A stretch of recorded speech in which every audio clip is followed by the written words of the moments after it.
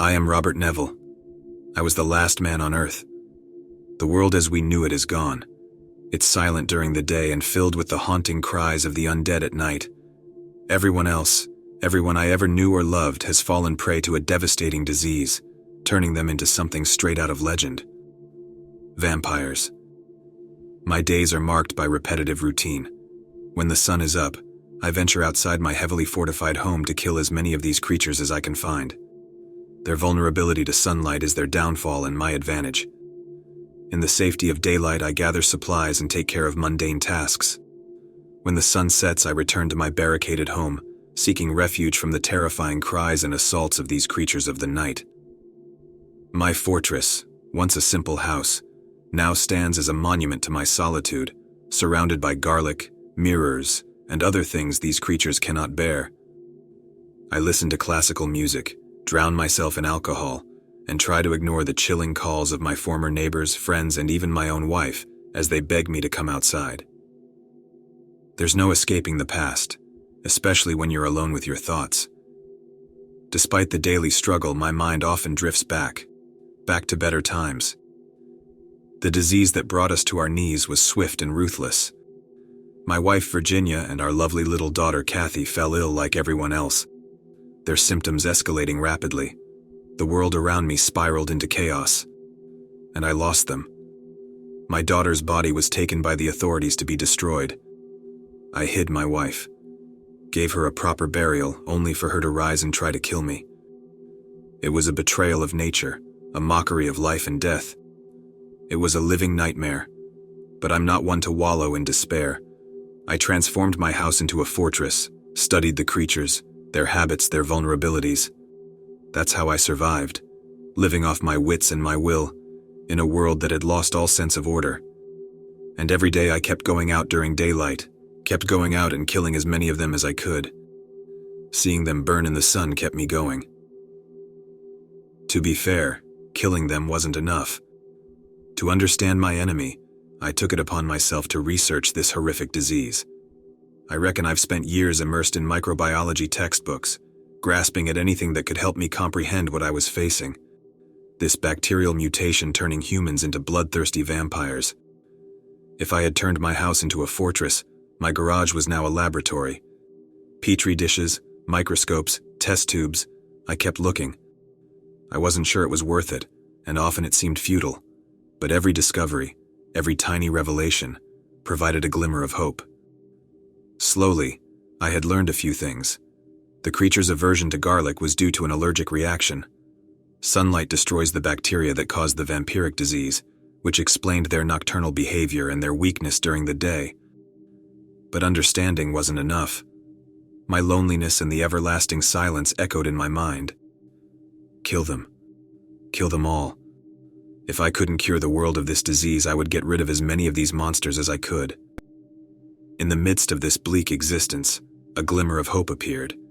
It had 4 legs, a wagging tail, and was the most beautiful sight I'd seen in years.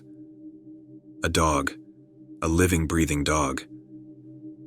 Seeing the dog stirred something in me, something more than the daily grind of killing and surviving, a yearning for companionship.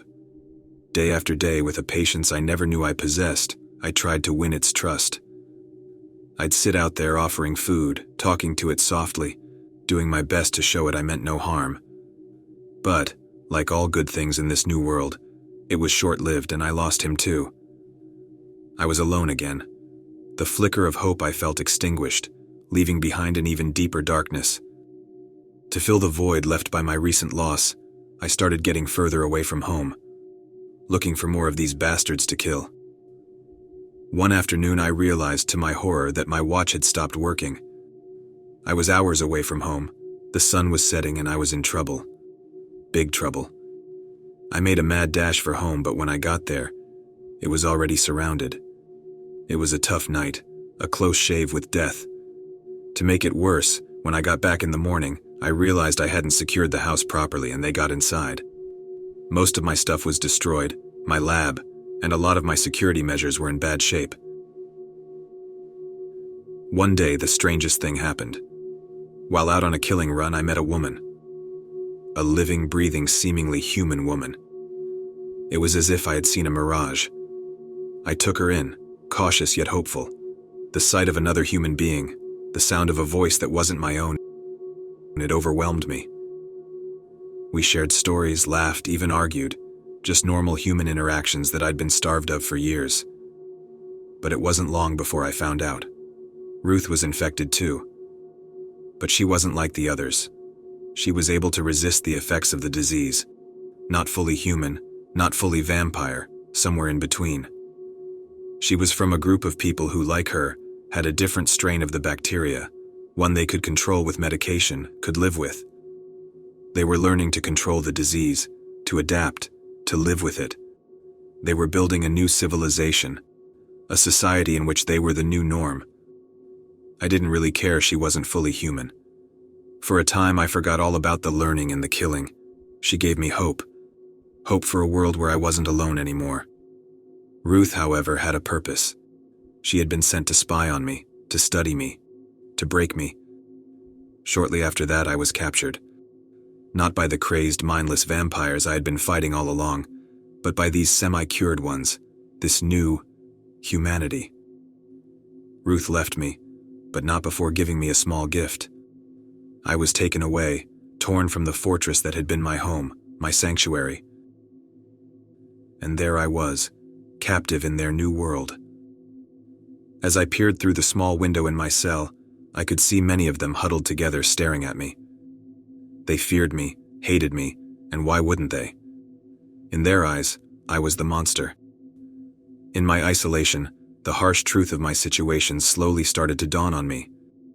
Ruth's gift, I soon realized, was a suicide pill. A quick escape from a certain painful death. I guess she did feel something for me after all. Surrounded by the very creatures I'd been fighting against, I realized I was their mythical boogeyman, the creature of the day they feared. I was the embodiment of their old world, a relic, an old memory. I was Robert Neville. I am legend.